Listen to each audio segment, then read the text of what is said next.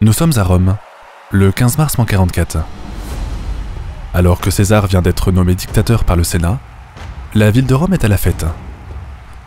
Partout, en effet, le conquérant des Gaules organise des jeux, organise des célébrations, distribue du pain, de la nourriture et de l'argent. Tout puissant face aux sénateurs, il en profite pour réformer le droit et la justice. Sauf qu'à force de s'accaparer tous les pouvoirs, ses opposants craignent un rétablissement de la royauté et lui tentent un piège. 23 coups de poignard, 23 coups mortels. Le dernier est donné par Brutus, en qui César avait pourtant confiance. « Toi aussi mon fils » lui dira-t-il en grec, avant de s'écrouler et d'agoniser sur le sol. Seulement, mettre fin au jour du dictateur n'est pas sans conséquence pour les conjurateurs. Ces derniers, persuadés d'avoir sauvé Rome de la tyrannie, prennent le nom de Liberatores, soit libérateurs en français. Malheureusement pour eux, la foule réclame la mise à mort des Liberatores, et le monde romain s'apprête à retomber, encore une fois, dans la guerre civile.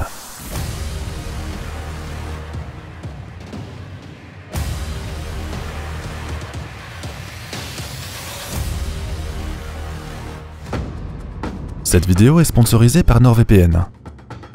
Le saviez-vous? La cryptographie n'est pas une pratique récente. Elle est utilisée sur les champs de bataille depuis l'Antiquité et notamment par les armées romaines.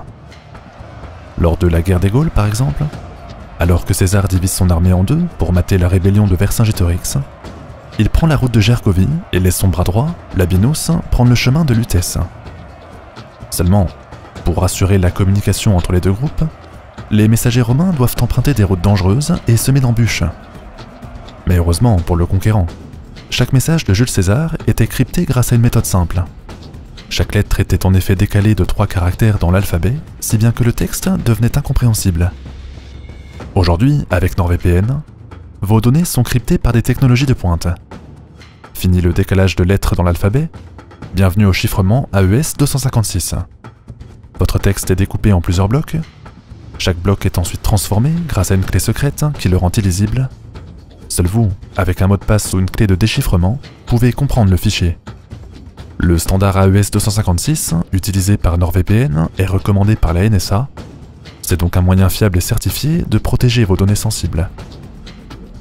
Sans plus attendre, rendez-vous sur nordvpn.com/bataille de France pour découvrir une offre exclusive avec garantie de remboursement sous 30 jours.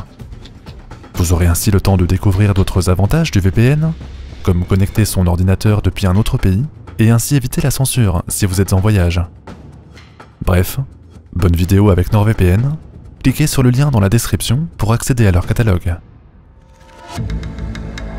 Lorsque César est assassiné, le 15 mars 44, la ville de Rome est sous le choc. L'ancien proconsul était tellement aimé, tellement célébré, tellement populaire que personne n'imaginait un seul instant qu'il puisse disparaître d'un jour à l'autre. Puis après le choc vient la colère, la fureur, la rage. La foule finit par réclamer vengeance contre les meurtriers de son champion. En l'absence de dictateur, c'est son fidèle lieutenant Marc-Antoine qui prend le relais de son pouvoir. Ce dernier est alors consul de la République, il est âgé de 39 ans, il est maître de cavalerie et c'est un vétéran de la guerre des Gaules. Maître de Rome, il négocie une sortie de crise rapide avec les Liberatores. En l'échange de la vie sauve, de la fin de la dictature et du rétablissement de la République, les conjurés promettent de maintenir l'héritage politique du défunt. Tout ce que César a fait pour les Romains, comme les réformes de la justice, les réformes de la religion, les réformes de l'économie, réformes qui vont souvent à l'encontre des intérêts de l'aristocratie, tous ces progrès doivent être maintenus en l'état. Les citoyens seraient donc toujours furieux d'avoir perdu leur champion, mais seraient reconnaissants envers Marc-Antoine pour les avoir défendus. N'ayant pas d'autre choix, les Liberatores emmenés par Brutus acceptent l'offre de Marc-Antoine. Seulement, comme tout bon Romain vieillissant, César a écrit son testament et le texte réserve quelques surprises aux Romains. En effet, le défunt énonce clairement que son héritier n'est ni Marc-Antoine, ni le fils qu'il a eu avec Cléopâtre, mais Octavius, un jeune homme que nous avions rencontré dans l'épisode précédent. Ce dernier est le petit-neveu de César, il n'a que 19 ans et n'a même pas fini ses classes militaires. Par contre, Malgré son manque d'expérience et son jeune âge, il a toujours fait preuve d'un grand courage sur le champ de bataille. C'est cette abnégation et cette fidélité à son grand-oncle qui lui a valu l'admiration de César. Ce dernier en fait donc son fils adoptif et lui lègue la presque entièreté de sa fortune. Sa fortune, c'est-à-dire des sommes absolument colossales qui font d'Octavius l'homme le plus riche de Rome. De plus, il reçoit les respects de tous les vétérans de l'armée qui sont prêts à se battre pour lui. Devenu extrêmement gênant pour Marc-Antoine et les Liberatores, la position d'Octavius se renforce quand vers le mois de mai -44, une comète apparaît dans le ciel. L'astre, qui reste visible pendant 7 jours et 7 nuits, est une preuve aux yeux de tous les Romains que César est devenu un dieu. Il faut donc respecter son testament divin et rendre hommage à son fils adoptif Octavius. Forcément, les sénateurs voient le danger venir et refusent de ratifier les volontés du défunt. Le jeune homme obtient donc de l'argent, mais pas la filiation. De son côté, Marc-Antoine, qui est déçu d'avoir été écarté de l'héritage, essaie de pousser ses pions, ce qui conduit à une dispute avec Brutus. Ce dernier l'accuse de trahir ses engagements, il s'enfuit alors en Grèce et appelle à lui les provinces d'Orient. En réaction, Marc-Antoine réagit de façon similaire. Il nomme ses amis fidèles dans les provinces d'Occident, comme la Gaule, l'Afrique ou l'Hispanie. Mais manque de chance, le proconsul de la Cisalpine refuse de se soumettre et passe dans le camp de Brutus. Sans tarder, Marc-Antoine lève alors des troupes et se porte à sa rencontre. Au cours de cet épisode, qu'on appelle la guerre civile de Modène, Cléopâtre, qui se retrouve isolée, s'enfuit de la capitale et regagne l'Égypte avec son fils. Octavius, quant à lui, rallie les vétérans de César et se constitue une armée privée. La situation devenant complètement folle, Cicéron, qui est de retour sur la scène, tente un coup de maître au Sénat. Il déclare que Marc-Antoine est un ennemi du peuple, qu'il faut donner des légions à Octavius et lui demander de marcher contre le premier. Ainsi, le Sénat se donnerait du temps pour reprendre le contrôle des événements. Vers le mois d'avril -43, Octavius accepte l'offre et affronte Marc-Antoine à la bataille du Forum Gallorum. L'ancien maître de cavalerie fuit alors en Gaule, mais loin d'être détruit, il reçoit le soutien des tribus gauloises qui se rallient à lui. Octavius pourrait le poursuivre, mais il demande avant tout de la reconnaissance pour sa victoire. Avant de poursuivre son ennemi, il veut triompher dans les rues de Rome, à l'image de son père adoptif, ou devenir consul de la République. Néanmoins, le Sénat lui rétorque qu'il est beaucoup trop jeune et qu'il doit obéissance à ses aînés. C'était mal connaître le caractère d'Octavius qui, en tant que fils adoptif d'un héros élevé au rang de dieu, ne tolère pas qu'on lui parle de la sorte. Après une rencontre avec Marc-Antoine, qui promet de rester sur ses positions, Octavius fait volte-face et attaque la capitale. Après l'assaut sur Rome, le Sénat est obligé d'accepter les revendications du jeune homme, ce qui renforce la position des Liberatores. Marcus Brutus menace le nouveau maître d'une guerre civile. Ce dernier, pragmatique, se réconcilie alors avec Marc-Antoine. Les deux hommes enterrent donc la hache de guerre et se rencontrent à Bologne.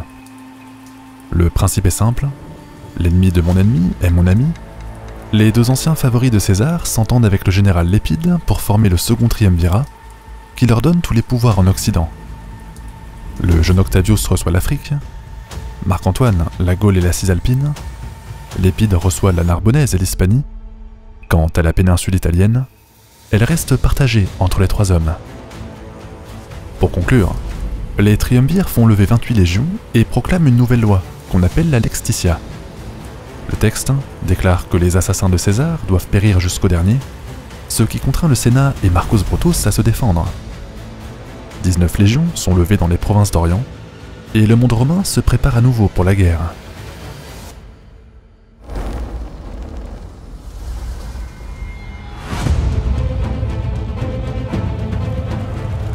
Pendant l'hiver -42, l'impérium de la République romaine, c'est-à-dire l'ensemble des territoires sous sa domination, connaît une répression politique sans précédent.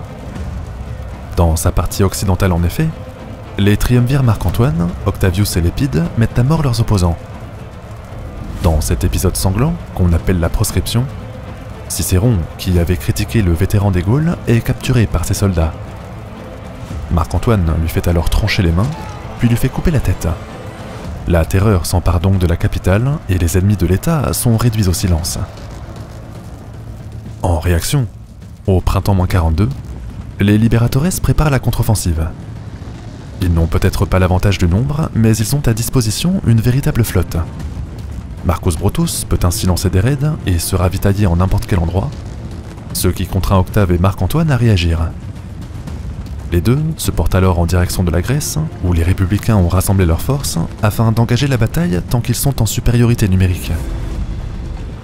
Ainsi, pendant la campagne de Pérouse, l'armée des Liberatores peut compter sur son armada pour la soutenir par voie de mer.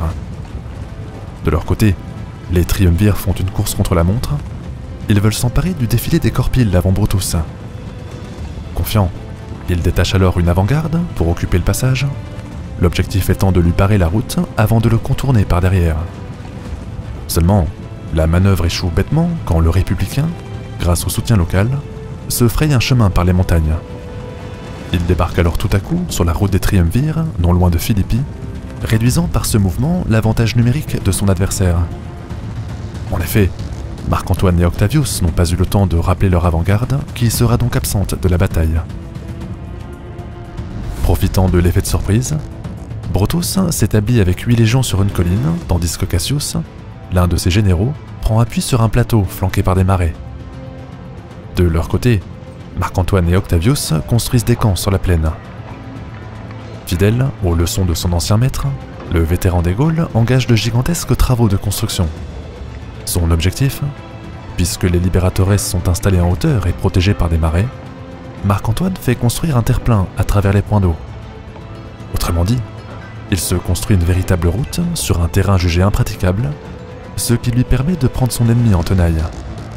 Profitant de sa supériorité numérique, il perce les défenses de Cassius, s'empare de son camp et le met en déroute. Problème, alors qu'il faisait des miracles, Marc-Antoine apprend qu'Octave s'est laissé surprendre par Brutus. L'assaut du célèbre assassin de César n'a pu être repoussé et le fils adoptif de l'ancien dictateur a bien failli rester. À cause de son échec, le vétéran des Gaules est contraint de revenir sur ses positions et tout est à recommencer. Pendant les 3 semaines qui suivent le premier engagement, la ligne de front se modifie quelque peu. Brutus réunit ses légions sur la colline près des marais. Les triumvirs font la jonction de leurs forces pour avoir un avantage numérique très important. Néanmoins, la flotte des Liberatores organise des raids derrière les lignes, ce qui bloque l'approvisionnement des triumvirs. D'un seul coup, le surnombre d'Octavius et Marc-Antoine devient un problème, car tout le monde commence à mourir de faim. Brutus, qui sait que le temps joue pour lui, se barricade sur sa colline. Les triumvirs, de leur côté, jouent le tout pour le tout et attaquent en masse. Les pertes sont immenses pour Octavius et Marc-Antoine, mais l'avantage numérique finit par leur donner raison. Brutus doit céder sous la pression, puis finit par se suicider quand tout espoir est perdu. Après la bataille de Philippe, l'Orient se soumet peu à peu à sa nouvelle autorité. En -40, la paix de Brindisium est conclue, Marc-Antoine devient maître de l'Orient, Octave maître de l'Occident, quand l'Épide est autorisé à garder l'Afrique. L'Italie reste toujours neutre, mais la République est bel et bien morte. Les triumvirs nomment désormais les magistrats, décident des niveaux d'impôts et peuvent lever des armées sur leurs territoires respectifs. Le Sénat existe toujours, mais fait bel et bien de la figuration. Pour s'assurer de la paix entre les parties, la sœur d'Octave est mariée à Marc-Antoine. Les 2 hommes mènent alors chacun leur gouvernement, mais la situation se dégrade rapidement pour le vétéran des Gaules. En effet, à partir de -37, celui-ci est en difficulté contre les Parthes et ne doit son salut que grâce au soutien de Cléopâtre qui lui vient en aide. Octavius, quant à lui, vient à bout des Siciliens plus facilement. Mieux, quand le triumvir Lépide réclame que l'île passe sous son commandement, le fils adoptif de César le suspend pour rébellion. Il l'écarte alors de la vie politique, s'empare de l'Afrique pour son propre compte avant d'impressionner le peuple par de nouvelles victoires en Illyrie. En -33, alors que Marc-Antoine sort affaibli de son conflit contre les Parthes, la popularité d'Octavius atteint son maximum. Par la suite, Rome apprend que Marc-Antoine est tombé amoureux de Cléopâtre. Ensemble, Le couple a 2 enfants et ces derniers sont donc les héritiers du général romain. En bon calculateur, Octavius accuse son homologue d'avoir trahi ses engagements. D'abord parce qu'il est marié à sa sœur et qu'il l'a trompée avec la reine d'Égypte. Ensuite, parce que le charme de Cléopâtre aurait mis la partie orientale de Rome sous l'influence de l'étranger. Accusant Marc-Antoine d'être manipulé, le fils adoptif du défunt dictateur se présente donc comme le défenseur de l'intégrité romaine. Il se crée ainsi une justification pour repartir en guerre et devenir le maître absolu de l'impérium romain.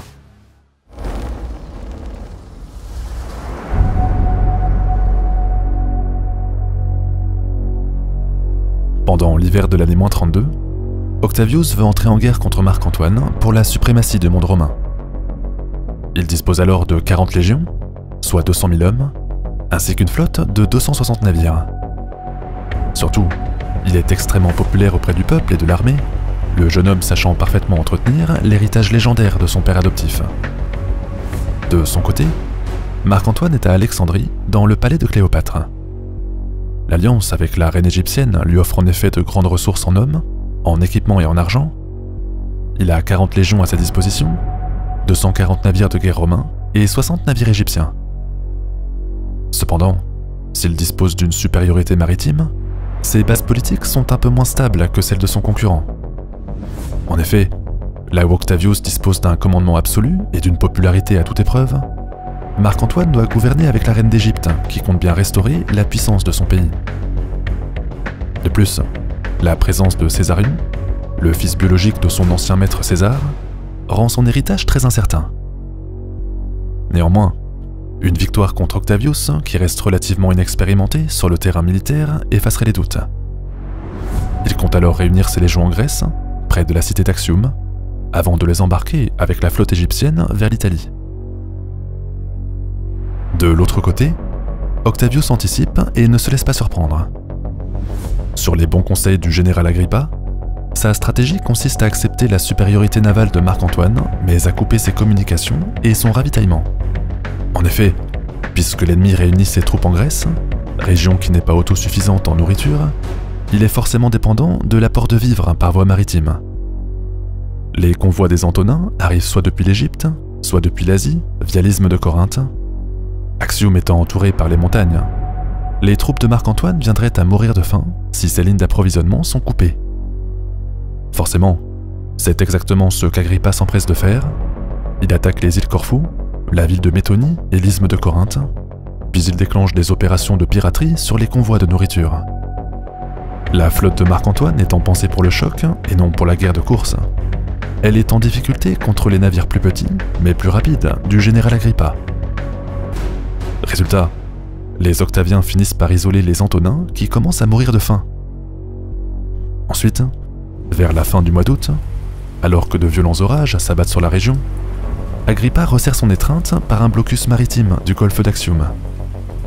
Ses 260 navires de guerre sont disposés en arc de cercle autour de la baie, puis l'armée d'Octave arrive par le nord pour interdire toute retraite vers la Macédoine, la seule région fertile à des kilomètres à la ronde.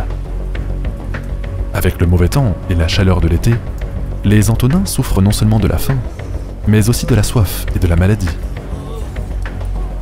Ne pouvant rester sans rien faire, Marc-Antoine espère le retour du beau temps, mais il faut attendre jusqu'au 2 septembre pour avoir une météo favorable. À bout de force, il tente alors le tout pour le tout et fait une sortie avec ses 300 navires.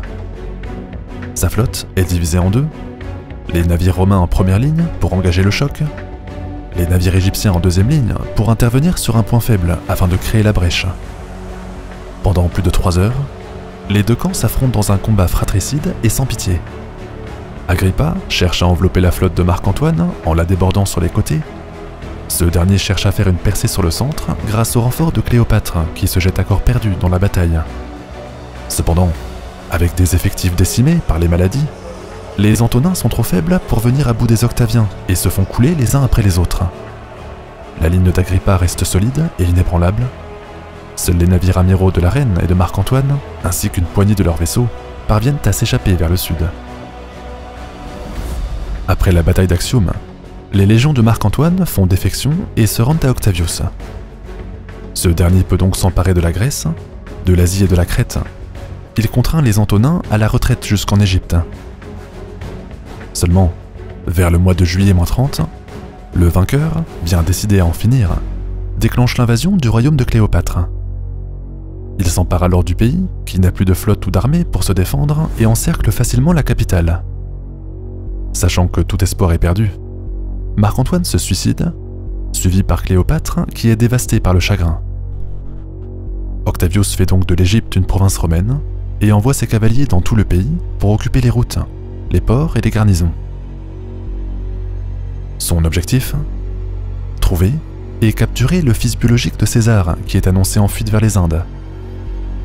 Une fois débusqué et ramené à Alexandrie, le jeune Césarion, qui n'a que 17 ans, se fait exécuter par Octavius.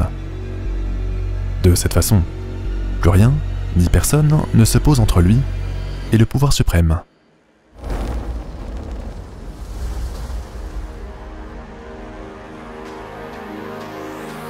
Après l'invasion de l'Égypte, Octavius n'a plus d'ennemis déclarés au sein de l'Imperium. Maintenant qu'il a les mains libres, il retourne à Rome pour organiser un pouvoir personnel. D'abord, il célèbre 3 jours de triomphe durant l'été -29 pour galvaniser les foules autour de lui, mais en homme prudent et intelligent, il sait ce qu'il arrive à ceux qui gardent le pouvoir contre l'avis des sénateurs. Même s'il a le soutien du peuple, il s'agit pour Octavius de rendre son règne acceptable aux yeux de la classe dirigeante. Dans la série sur la guerre des Gaules, nous avions décrit comment fonctionnaient les institutions de la République romaine. Pour rappel, le Sénat représente les intérêts du patriciat, c'est-à-dire de la noblesse, quand les citoyens s'assemblent au comices pour élire des tribuns et des consuls.